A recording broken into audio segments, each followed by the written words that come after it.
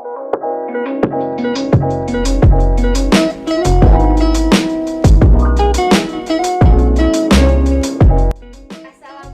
warahmatullahi wabarakatuh. Perkenalkan, nama saya Milda Putriana, Prodi D3 Kebidanan tingkat 2, Poltekkes Kemenkes Tasikmalaya. Di sini saya akan menjelaskan tentang mekanisme persalinan normal. Selama proses persalinan, janin melakukan serangkaian gerakan untuk melewati panggul. Gerakan-gerakan tersebut dikenal dengan nama 7 gerakan kardinal. Apa saja 7 gerakan tersebut? Nah, yang pertama ada engagement atau masuknya kepala janin ke pintu atas panggul. Engagement ini terjadi ketika diameter terbesar dari presentasi bagian terendah janin yang biasanya merupakan kepala telah memasuki stasiun 0 atau lebih rendah. Pada nulipara, engagement terjadi pada akhir kehamilan. Namun, pada multipara dan beberapa nulipara lainnya, engagement terjadi pada awal persalinan. Lalu, gerakan yang kedua adalah descent atau turunnya kepala janin. Descent ini terjadi ketika bagian terbawah janin telah melewati panggul. Descent atau penurunan terjadi akibat 3 kekuatan, yaitu tekanan dari cairan amnion, tekanan langsung kontraksi fundus pada janin, dan kontraksi diafragma serta otot-otot abdomen ibu pada saat persalinan. Descent ini juga dipengaruhi oleh kekuatan mengejan ibu. Di sini ada 2 istilah, yaitu synclitismus dan asynclitismus. Synclitismus yaitu ketika sutura sagittalis sejajar dengan diameter transversa atau sumbu jalan lahir. Lalu ada asynclitismus.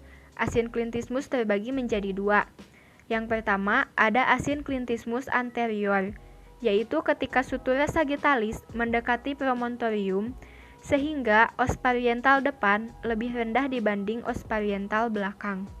Lalu yang kedua ada asynclitismus posterior, ketika sutura sagittalis lebih condong ke simfisis pubis sehingga os pariental belakang lebih rendah dibanding os pariental depan. Gerakan yang ketiga yaitu ada fleksi. Segera setelah bagian terbawah janin yang turun tertahan oleh serviks, dinding panggul, atau dasar panggul, maka dalam keadaan normal fleksi akan terjadi dan dagu didekatkan ke arah dada janin. Fleksi ini disebabkan oleh yang pertama, persendian leher dapat berputar ke segala arah, termasuk mengarah ke dada. Yang kedua, letak leher bukan di garis tengah, tetapi ke arah tulang belakang, sehingga kekuatan his dapat menimbulkan fleksi kepala. Yang ketiga, terjadi perubahan posisi tulang belakang janin yang lurus, sehingga dagu lebih menempel pada tulang dada janin. Yang keempat, kepala janin yang mencapai dasar panggul akan menerima tahanan, sehingga memaksa kepala janin mengubah kedudukannya menjadi fleksi. Pada saat fleksi ini, diameter fronto-occipitalis yang berukuran 11,5 cm digantikan oleh diameter suboccipito-brehmatica yang berukuran 9,5 cm. Sehingga kepala akan masuk ke panggul dengan ukuran yang terkecil. Gerakan yang keempat yaitu ada putaran paksi dalam atau internal rotation. Putaran paksi dalam adalah pemutaran bagian terendah janin dari posisi sebelumnya ke arah depan sampai ke bawah simfisis. Gerakan ini merupakan upaya kepala janin untuk menyesuaikan dengan bentuk jalan lahir, yaitu bidang tengah dan pintu bawah panggul.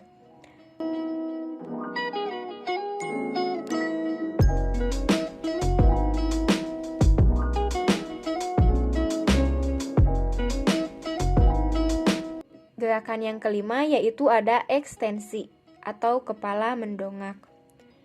Ekstensi ini merupakan gerakan di mana occiput berhimpit langsung pada margo inferior simfisis pubis. Penyebabnya dikarenakan sumbu jalan lahir pada pintu bagian bawah panggul mengarah ke depan dan ke atas, sehingga kepala harus menyesuaikan dengan cara ekstensi agar dapat melaluinya. Lalu, gerakan yang keenam ada putaran paksi luar atau external rotation. merupakan gerakan memutar ubun-ubun kecil ke arah punggung janin.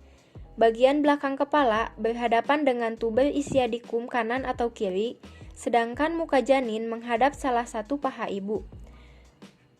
Kepala mengadakan putaran restitusi untuk menghilangkan torsi pada leher dan menyesuaikan posisi kepala dengan bahu janin.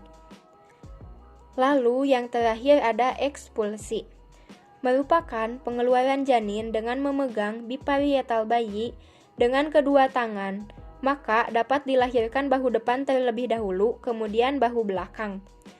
Bahu depan akan tampak di bawah simfisis dan perineum akan diregang oleh bahu belakang. Kelahiran bahu depan menjadi hipomoklion kelahiran bahu belakang dan bagian tubuh yang lainnya. Sekian yang dapat saya sampaikan. Mohon maaf apabila ada kesalahan. Wassalamualaikum warahmatullahi wabarakatuh.